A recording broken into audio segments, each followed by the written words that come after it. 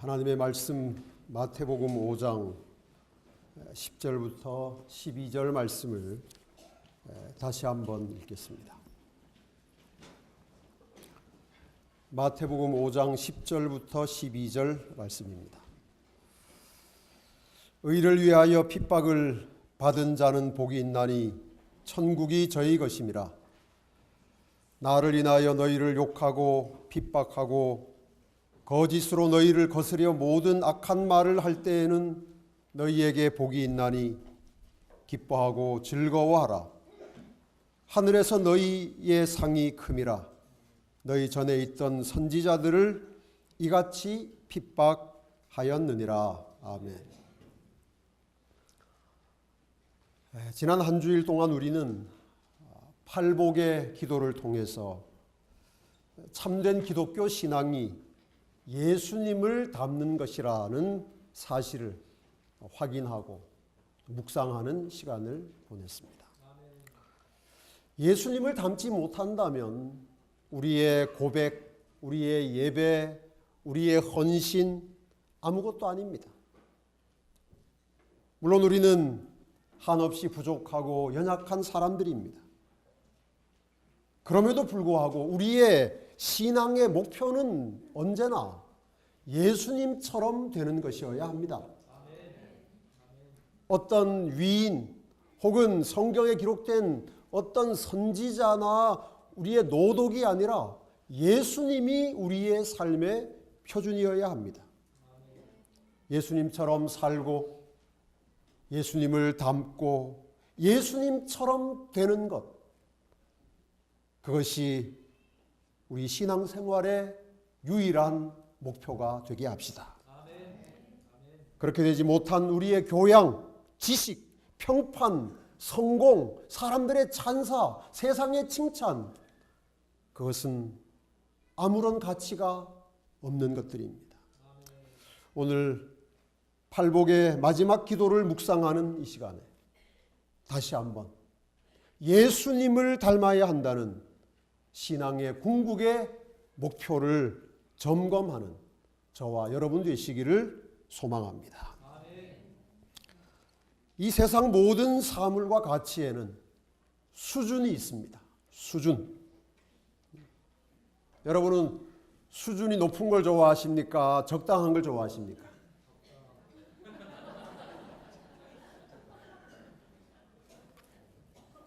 이렇게 설교자를 당황하게 하시면 안 되는데. 적당한 수준을 좋아하세요? 그래도 예라고 하시는 분이 있네요. 대단하십니다. 아주 소신이 확실하신 분이에요.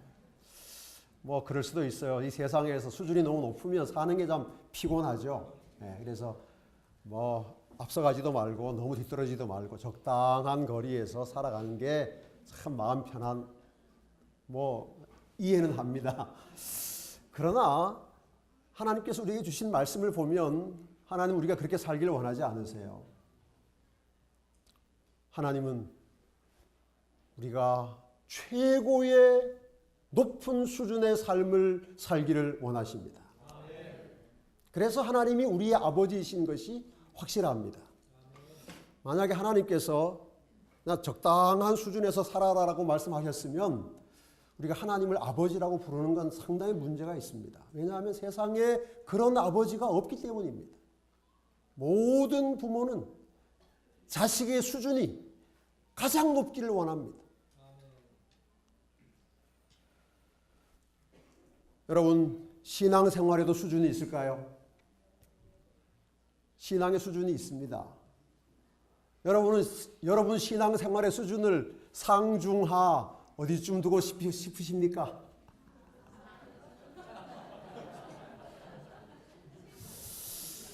제가 한 주일 동안 기도주의를 완전히 잘못했다는 게 지금 증명되고 있습니다. 아, 정말. 네. 자, 세 단계의 신앙의 수준을 한번 우리가 생각해 봅시다. 이건 뭐 제가 나누어 본 것입니다. 뭐 제가 한 건 아니고 저도 어디에선가 읽고 듣고 배웠겠죠. 세 단계의 신앙의 수준이 있습니다. 가장 낮은 첫 번째 단계의 수준은 만약의 신앙입니다. 만약에. 딱 느낌이 오시죠? 어떤 신앙인지. 네. 물론 신앙생활을 시작하는 단계에서는 거의 대부분의 사람들이 이 단계에서 시작합니다. 이게 뭐 거의 출발이니까요. 이 만약의 수준에서는 자기가 하나님께 기대하고 요구하는 조건에 맞으면 신앙생활을 유지합니다. 물론 이 조건에 맞지 않으면 언제라도 떠날 준비가 되어 있습니다. 그래서 이 낮은 수준에서 신앙생활을 하는 사람들은 늘 하나님께 요구하는 게 많습니다. 그러니까 여러분이 여러분의 신앙의 수준을 체크해 보시려면 내가 하나님께 요구하는 게 얼마나 많은가로 보시면 돼요. 뭐 많은 걸 자꾸 뭐 하나님 뭐 이렇게 해주세요, 이렇게 해주세요. 만약에 이렇게 내 기도 들어주시면, 만약에 우리 애 뭐 취직되게 해주시면, 만약에 뭐 대학 합격하면 뭐 이런 만약에가 하나님께 드리는 기도가 아주 많이 포함되어 있으면 내 수준이 아주 낮구나 이렇게 판단하시면 그게 사실입니다. 그게 맞아요. 아주 낮은 초보적인 신앙이 바로 그것입니다. 조건을 거는 것입니다. 조건. 물론 하나님께서 이런 신앙을 외면하거나 무시하지는 않습니다. 그래서 우리가 하나님께 드리는 요구하는 많은 조건들을 하나님께서 들어주셔요. 그러나 여러분, 하나님이 여러분이 그 수준에 머물러 있기를 원하지 않는다는 사실을 아시기 바랍니다. 거기에 머물러 있다가 보면 언젠가는 하나님을 떠나게 되어 있습니다. 지금 당장은 아니지만 내 요구와 내 기대가 이루어지는 때는 머물러 있지만 딱 한 번 하나님께서 그거 안 되겠는데 그러면 오케이, 알겠습니다. 안녕히 계십시오. 이것이 만약의 신앙입니다. 그러므로 여기에 머물러 있는 한 우리는 예수님을 닮을 수가 없습니다. 우리의 신앙의 수준을 높일 수가 없습니다. 그래서 그 다음 단계로 가야 합니다. 두 번째 수준은 때문에입니다. 때문에. 만약에보다는 수준이 좀 올라갔습니다. 한 단계 성숙했습니다. 그러나 여전히 하나님과의 어떤 거래에 기초하고 있는 신앙의 자세입니다. 그래서 이 수준에 있는 사람들은 하나님이 그들에게 베풀어 주신 어떤 것들 때문에 하나님을 믿고 사랑하고 헌신하고 봉사하고 그럽니다. 그러다가 이 때문에의 요소가 사라지면 믿음이 흔들리고 약해지고 이리저리 방황하게 됩니다. 많은 사람들이 하나님이 복 주시는 분이시기 때문에 하나님을 믿습니다. 이렇게 믿다가 보면 때때로 하나님께서 우리에게 고난도 허락하신다는 사실을 경험하게 되면 실망합니다.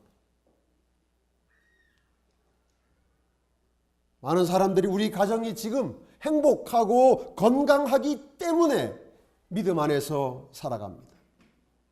그러다가 건강이 깨어지고 행복이 사라지면 믿음도 약해집니다. 그래서 이 때문에의 신앙 수준이 만약에보다 높긴 하지만 역시 여기에 머물러 있으면 우리가 예수님처럼 사는 것은 불가능합니다. 예수님 닮을 수 없습니다. 예수님의 제자들도 오랫동안 이 두 번째 수준에 머물러 있었습니다. 예수님에게 어떤 희망이 보였어요. 따라다니다 보면 언젠가는 출세할 것이라는 기대가 있었습니다. 그러나 그 예수님이 잡혔을 때, 그들의 희망이 수포로 돌아갔을 때 거의 모든 제자들이 예수님을 떠난 것은 그들의 신앙의 수준이 거기에 머물러 있었기 때문입니다. 하나님이 주실 수 있는 것, 하나님의 약속, 예수를 통해서 얻을 수 있는 것, 그것에 기초한 신앙을 하다 보니까 예수 안에서도 내가 얻을 수 없는 것이 있다는 사실을 알게 되었을 때 미련 없이 그들은 예수님을 떠난 것입니다. 그러므로 여기 머물러 있으면 우리가 예수님처럼 살고 예수님을 닮고 주와 같이 되는 것은 여전히 어렵습니다. 그래서 우리는 우리의 신앙의 수준을 한 단계 더 높여야 합니다. 세 번째 수준은, 그리고 제가 말씀드리는 가장 높은 수준은 불구하고의 신앙입니다. 한번 따라해 보실까요? 불구하고. 그 앞에 뭐가 한 단어가 더 들어가면 좋겠죠. 대단하십니다. 수준이 높으십니다. 그럼에도 불구하고. 이것이 왜 가장 높은 수준의 신앙인가? 하나님께서 이러한 사랑을, 이러한 믿음을 우리에게 먼저 보여주셨기 때문입니다. 로마서 5장 8절 말씀, 우리가 아직 죄인 되었을 때에 그리스도께서 우리를 위하여 죽으심으로 하나님께서 우리에게 대한 자기의 사랑을 어떻게 하셨느니라? 하나님이 우리를 향한 당신의 사랑을 확증하셨는데 언제 확증하셨다고요? 우리가 죄인이었을 때, 다시 말해서 내가 죄인이었음에도 뭐하고? 불구하고. 내가 사랑받을 아무런 자격이 없는 사람이었음에도 뭐하고? 불구하고. 구원받을 어떤 조건도 갖추지 못했음에도 뭐하고? 불구하고. 하나님께서 나를 사랑하셨고 구원하셨고 하나님의 자녀로 삼아주셨습니다. 이것이 바로 그럼에도 불구하고의 사랑입니다. 그렇다면 우리가 하나님께 돌려드려야 할 믿음도, 하나님께 다시 드려야 할 사랑도 동일한 사랑이어야 합니다. 그럼에도 불구하고.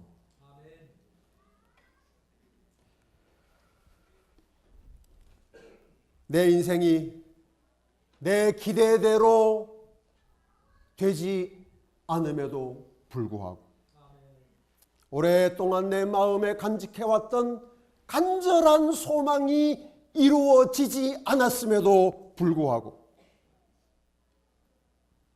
내 평생에 드린 기도가 아직 하나님 앞에 응답되지 않았음에도 불구하고, 그리고 예수 믿고 살다가 핍박받았음에도 불구하고, 성공 못했음에도 불구하고, 그래도 하나님을 믿고 사랑하고 의지하고 하나님의 백성으로 살아가시는 수준 높은 신앙을 가진 태능교회 성도들 되시기를 간절히 바랍니다. 심령의 가난에서 시작된 팔복은 이 8번째 복에서 그 절정에 도달합니다. 더 이상 올라갈 수준이 없습니다. 의를 위하여 핍박받는 수준의 신앙. 우리가 도달할 수 있는, 그리고 도달해야 하는 최고 수준의 신앙은 우리의 의가 되시는 예수 그리스도를 위하여 핍박받는 것입니다. 하지만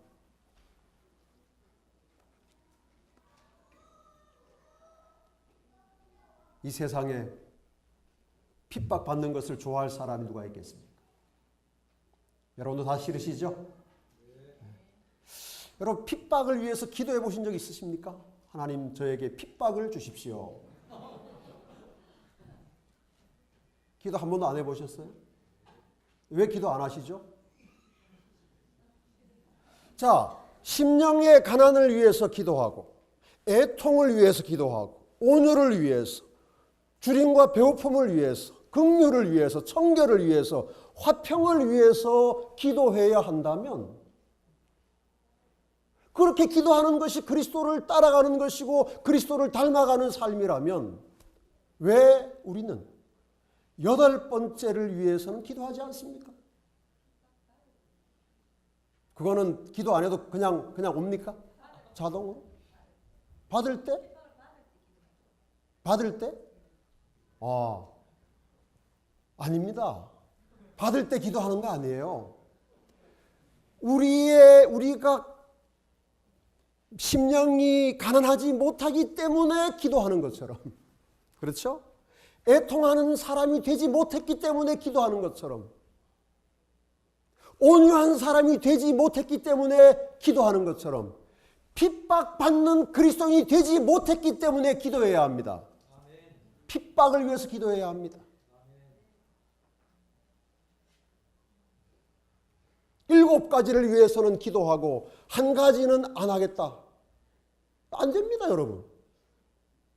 왜냐하면 핍박받는 것은 그리스도인의 특권이기 때문입니다.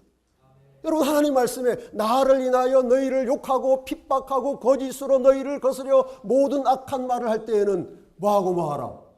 기뻐하고 즐거워하라. 그 다음에 무슨 말씀이 있어요? 하늘에서 너희 상이 큼이라. 핍박을 받아야 하늘에서 상 받는데 그러면 핍박을 안 받으면 어떻게 되겠어요? 심각하지 않습니까, 여러분?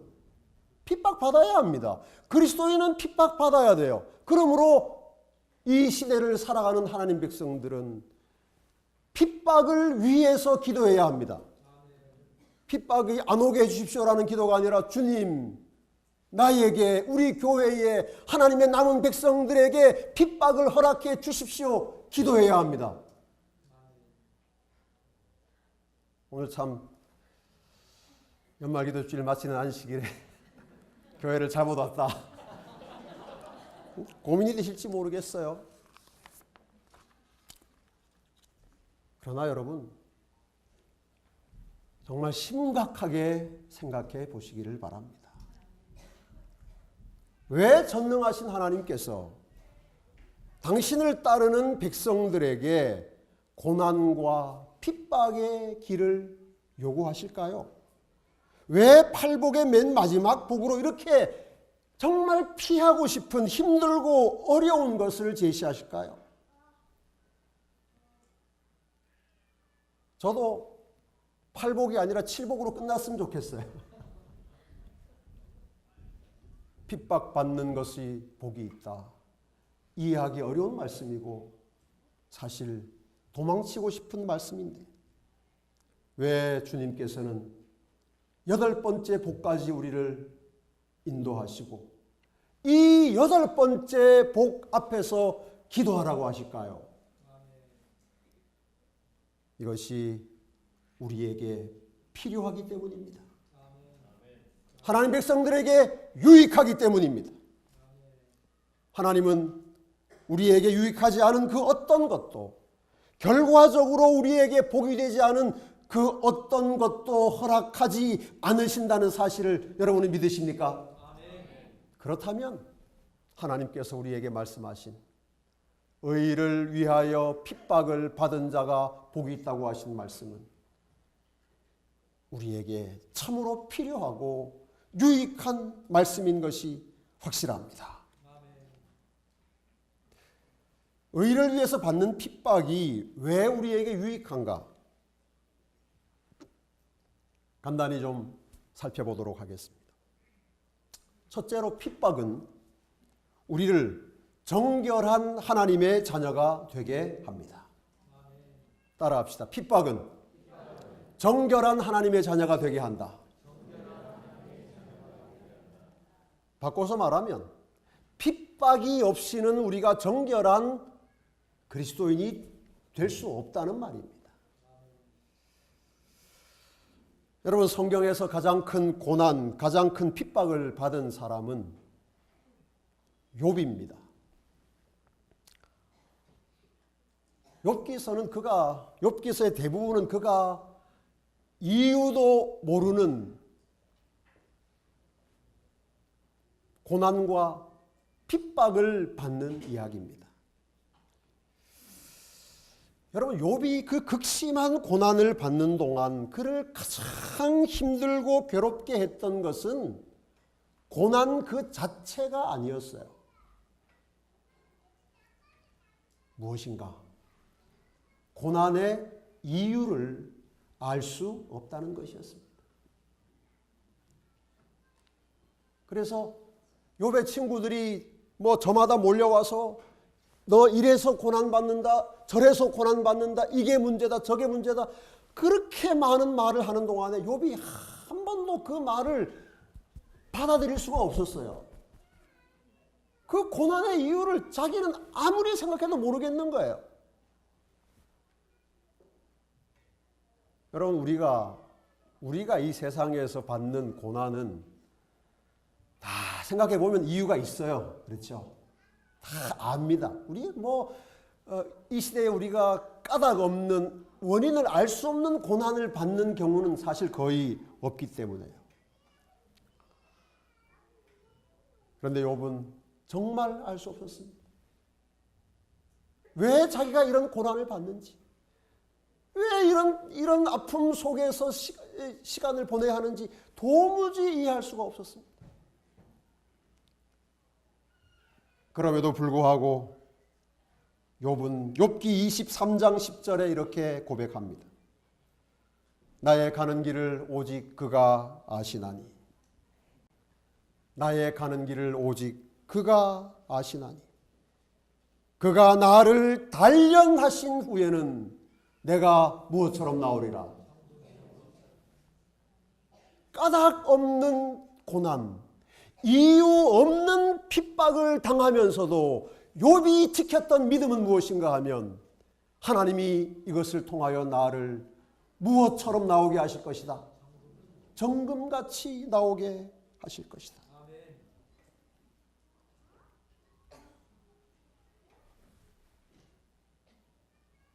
여러분, 정결한 그리스도인이 되길 원하십니까? 고난의 풀무를 통과해야 합니다. 순결한 하나님의 자녀의 삶을 살기를 원하시면 핍박의 용광로 안에 들어가야 합니다. 그 속에서만이 우리 심령의 불순물들이, 죄의 찌꺼기들이 녹아 없어지기 때문입니다. 이것이 우리가 핍박을 위한 기도를 드려야 하는 이유입니다. 왜 오늘날 하나님의 교회가 하나님이 원하시는 만큼 정결하게 되지 못하는가? 왜 오늘날 하나님의 이름을 부르고 예수의 재림을 기다리는 재림 성도들의 삶이 하나님이 바라시는 만큼 순결해지지 못하는가? 핍박이 없기 때문입니다.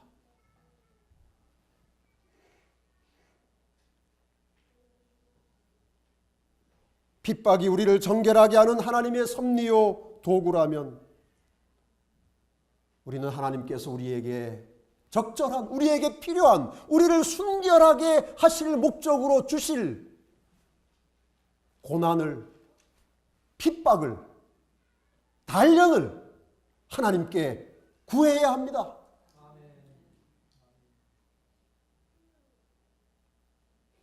돈과 건강과 성공과 좋은 평판과 명예만을 구할 것이 아니라 내가 순결한 하나님 백성이 되는데 필요하다면, 하나님의 교회가 하나님의 영광을 담는 온전한 그릇이 되는데 필요한 과정이라면 하나님께서 우리에게 핍박을 허락해 주시도록 기도해야 합니다. 핍박을 두려워하지 않는 믿음을 달라고, 핍박에 쓰러지거나 물러서지 않는 용기를 달라고 기도하는 태능 성도들이 되시기를 바랍니다. 나 죽을 때까지 편안하게 살게 해주십시오. 핍박이 와도 내 죽은 다음에 오게 해주십시오. 우리가 드릴 기도가 아닙니다. 그런데 우리는 다 그런 마음 가지고 살아요. 다 그죠? 언젠가 핍박이 오긴 오겠지. 야곱의 환난도 있다고 하는데, 뭐 칠재앙이 내린다고 하는데, 그죠? 나 죽은 다음에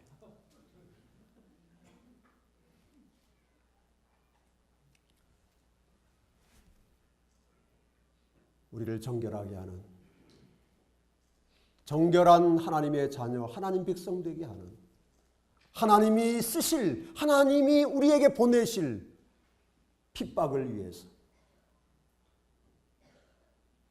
기도하는, 그리고 준비하는 지혜로운 팔복의 기도로 살아가시는 성도들이 되시기를 소망합니다.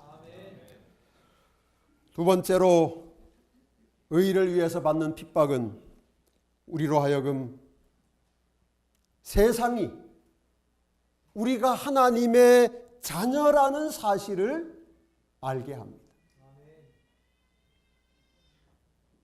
우리가 하는 것마다 잘 되고 뭐 하는 것마다 성공하고, 그 다음에 죽을 때까지 감기 안 걸리고 병원 안 가고, 그런 것으로 세상이 우리가 하나님의 자녀라는 사실을 알 수도 있겠지만, 그러나 우리가 하나님의 말씀을 보면 그것보다 오히려 하나님 백성들이 욥처럼 이유 없는 고난, 알 수 없는 핍박 속에서도 순결한 믿음을 지키고 하나님께 영광을 돌렸을 때 세상이, 이들이 믿는 그분이 정말 살아계신 하나님이시고 하나님께서 이 사람들을 책임지신다는 사실을 발견한 경우가 훨씬 더 많다는 사실을 우리는 기억해야 합니다. 여러분, 다니엘의 세 친구들이 풀무불에 던져지는 핍박을 받았습니다. 그 결과로 온 바벨론 사람들은 그들이 참된 하나님의 백성이라는 사실을 알게 되었습니다. 핍박이 없었더라면 다니엘의 세 친구가 그렇게 하나님께 영광 돌릴 수 없었을 것이고, 온 바벨론 사람들이, 이 잡혀온 포로들이 믿는 하나님이 만왕의 왕이요 만주의 주시라는 사실을 깨달을 기회도 없었을 것입니다. 다니엘의 사자굴 사건도 마찬가지입니다. 다니엘이 왜 핍박받았습니까? 왜 사자굴에 들어갔어요? 뭘 잘못했습니까? 다니엘이 사자굴에 들어간 이유는 성경에 기록된 그대로 아무 틈도 아무 허물도 없었기 때문입니다. 너무너무 잘 믿었기 때문에, 너무 순결했기 때문에, 너무 신실했기 때문에 그에게 뭐가 왔습니까? 핍박이 왔습니다. 사자굴에 던져졌습니다. 그 결과가 무엇입니까? 왕이 사자굴 입구에 와서 무릎을 꿇고 다니엘이 섬기는 하나님이 참 하나님이라는 사실을 고백하지 않았습니까? 다니엘이야말로 참으로 하나님의 사람이라는 사실이 온 페르시아의, 메데 페르시아에 다시 한번 입증되지 않았습니까?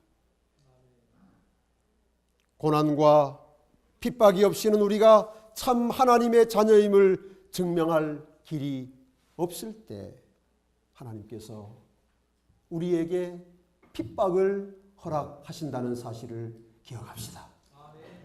그러므로 여러분이 신실하게 살고 말씀대로 살고 계명에 충성된 삶을 살아가는 동안에 핍박을 받을 때에 기뻐하고 즐거워하시기 바랍니다.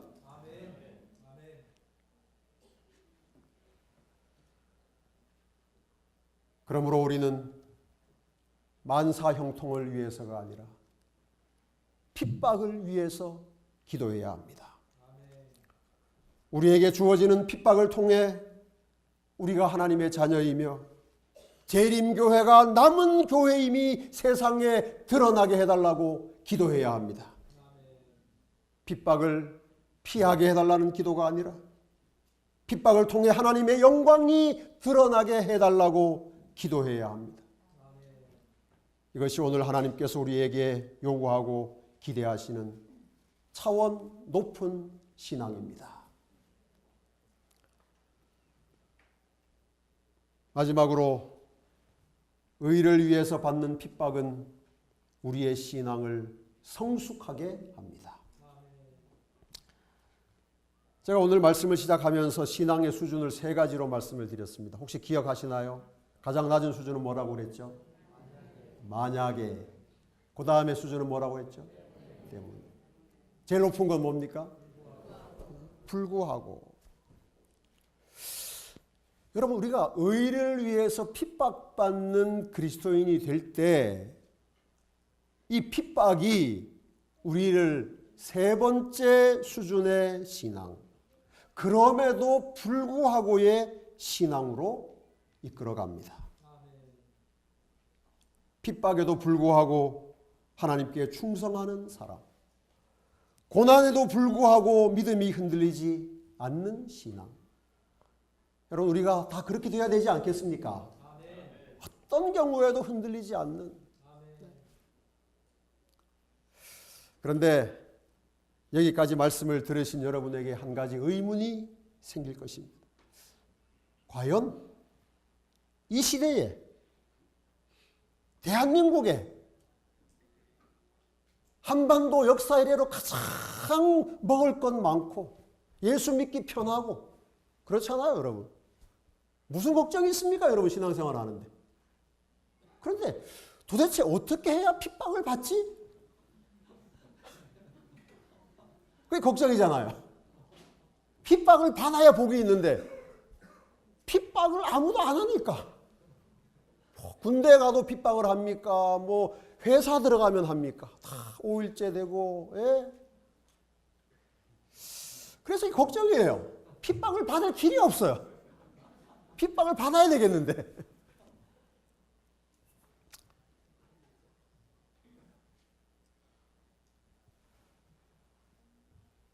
북한이나 이슬람 국가에 살면 핍박을 받고 복을 많이 받을 수 있을 것 같은데, 자유민주주의 사회에 살수록 핍박을 여덟 번째 핍박을 통해서 복을 받을 가능성이 점점 없어지는 것 같습니다.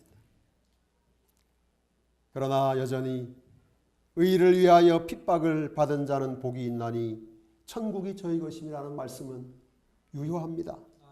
우리가 따르고 순종해야 할 말씀입니다. 그렇다면 우리가 어떻게 해야 할까요? 베드로전서 2장 19절 말씀을 한 절 보겠습니다. 베드로전서 2장 19절입니다.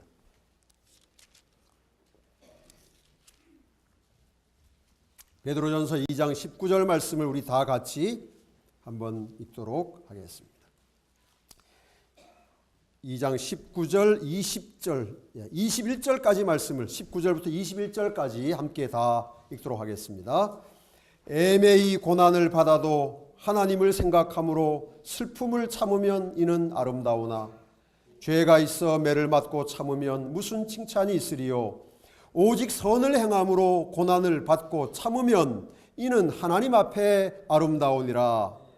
이를 위하여 너희가 부르심을 입었으니 그리스도도 너희를 위하여 고난을 받으사 너희에게 본을 끼쳐 그 자취를 따라오게 하려 하셨느니라. 아멘. 예수님 따라가는 삶은, 예수님 닮아가는 삶은 예수님처럼 고난받는 삶입니다. 여기 그리스도도 너희를 위하여 고난을 받으사, 21절에 너희를 위하여 고난을 받으사 너희에게 무엇을 끼쳐? 본을 끼쳐. 무슨 본을 끼치신 거예요? 무슨 본? 고난받는 본을 끼치신 거예요. 그러니까 그리스도인이 고난받는 것은 당연합니까? 안 당연합니까? 특권이에요, 아니에요? 그러니까 고난을 위해서 기도하셔야 된다니까요. 핍박을 위해서 기도하셔야 돼요. 왜냐하면 이것이 특권이기 때문에, 이것이 그리스도를 따라가는 것이기 때문에. 그러니까 여러분, 고난이 없으면 대단히 슬퍼하시거나 아주 긴장하시거나 둘 중에 한 가지 하셔야 됩니다. 고난이 없으면, 내 삶에 문제가 없으면, 예? 이유를 알든 모르든 고난이 내가 지금 너무 편하다. 신앙생활 하는데 아무 걱정 없다. 모든 게 잘 된다. 그러면 둘 중에 하나예요. 정말 심각하거나 그거 심각한 겁니다. 그건 내가 뭔가 영적으로 지금 병들어 있다는 증거예요. 하나님도 고난을 안 주시고 사단도 나를 시험하지 않는 거 보니까 지금 그 심각한 거예요. 그러니까 바꿔서 말하면 여러분의 삶에 많은 문제가 있고 고민이 있고 아픔이 있고 이겨야 할 그 치열한 싸움이 있다는 사실은 여러분들이 지금 영적으로 살아있다는 증거인 것입니다. 부당하게 고난을 받아도 하나님을 생각함으로 슬픔을 참으면 이는 아름다운 것이다. 왜냐하면 누구를 닮아가는 것이기 때문에요. 예수님 닮아가는 것이기 때문에.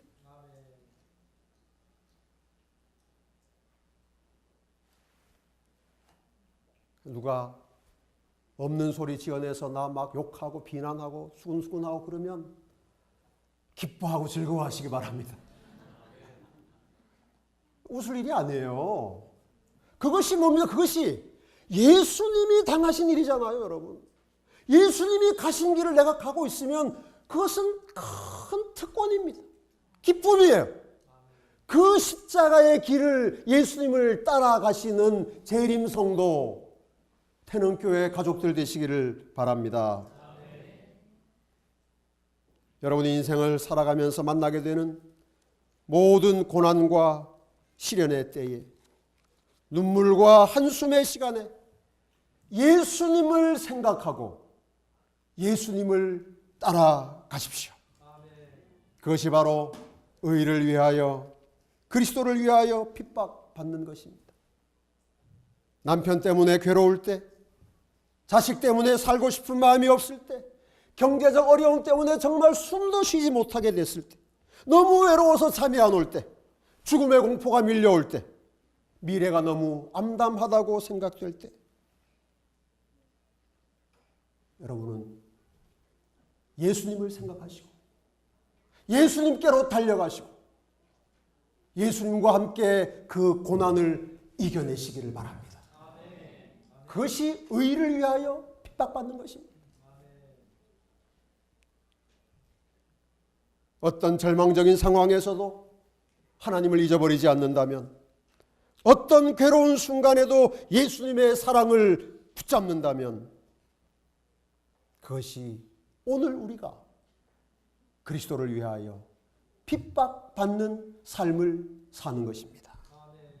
그렇게 함으로 여러분의 삶의 수준을, 신앙의 수준을 최고로 높이는 하나님의 사람들이 되시기를 소망합니다.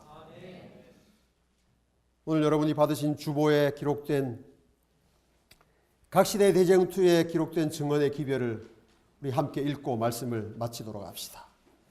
그 대쟁투에 기록된 말씀 우리 주보를 펴서 함께 읽도록 하겠습니다.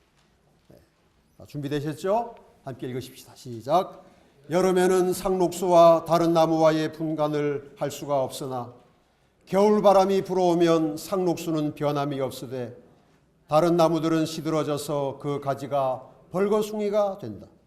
이와 같이 마음이 거짓된 신자도 지금은 진정한 그리스도인과 구별할 수 없지만 그 차이는 분명히 드러날 때가 이미 절박하였다. 반대여 일어나라. 완고한 억압이여 다시 활기를 쳐라. 박해여 오너라. 그리하면 열심 없는 외식하는 자들은 흔들리고 믿음을 버릴 것이나 진정한 그리스도인들은 반석과 같이 견고히 설 것이요 그들의 믿음과 소망은 박해가 없는 평안한 때보다 더욱 강하고 더욱 빛나게 될 것이다.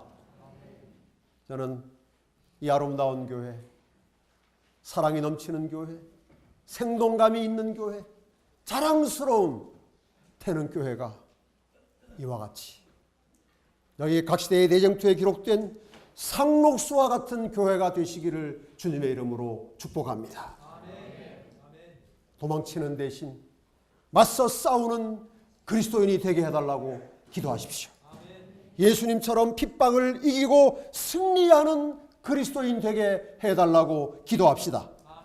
그 기도의 응답으로 더욱 온전히 예수님을 닮아가는 재림 성도, 태능 가족 되시기를 주님의 이름으로 축복합니다.